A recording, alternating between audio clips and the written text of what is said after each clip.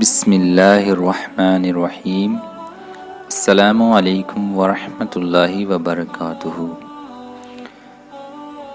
Islamic teacher کے پیارے دوستو، امید کرتے ہیں کہ آپ خیر و عافیت سے ہوں گے۔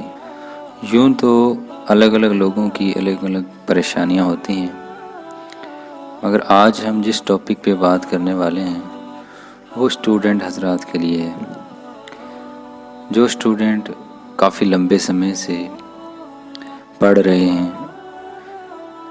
اگزام بھی دے رہے ہیں، لیکن اس میں کامیابی نہیں مل رہی، اور گھر والے ان سے بیزار ہوتے جا رہے ہیں کہ ہم نے بہت پیسہ آپ پر انویسٹ کیا، آپ کی پڑھائی پر بہت زیادہ پیسہ لگایا، لیکن ہمیں نتیجہ کچھ نہیں مل رہا۔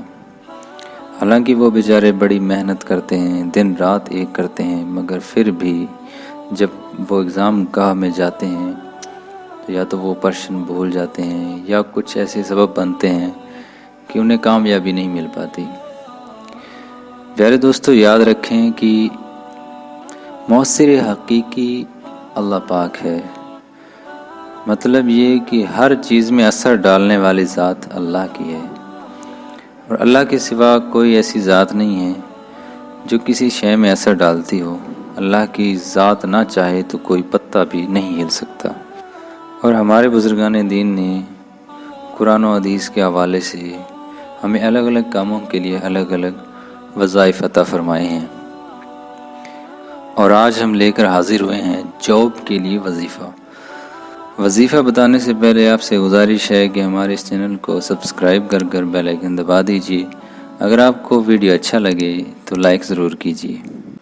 پیارے دوستو، وظیفہ یہ ہے کہ وقت ظہر یعنی دوپہر میں جو نماز ظہر ادا کی جاتی ہے، اس وظیفے کو 313 بار پڑھنا ہے، اور وظیفہ شروع کرنے سے پہلے 11 بار درود شریف پڑھنا ہے، اور جب وظیفہ ختم کریں تو بھی 11 بار درود شریف پڑھنا ہے۔ اس کے بعد اللہ پاک سے ہمیں دعا کرنی ہے۔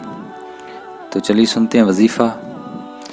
اللہم صلی علی محمد وعلی آل محمد حبیبک انی مشتاق بنور جمالک ورسولک یا اللہ یا اللہ یا اللہ۔ اس کے بعد ہمیں 11 بار درود شریف پڑھنا ہے اور ہمارا وظیفہ مکمل ہو گیا۔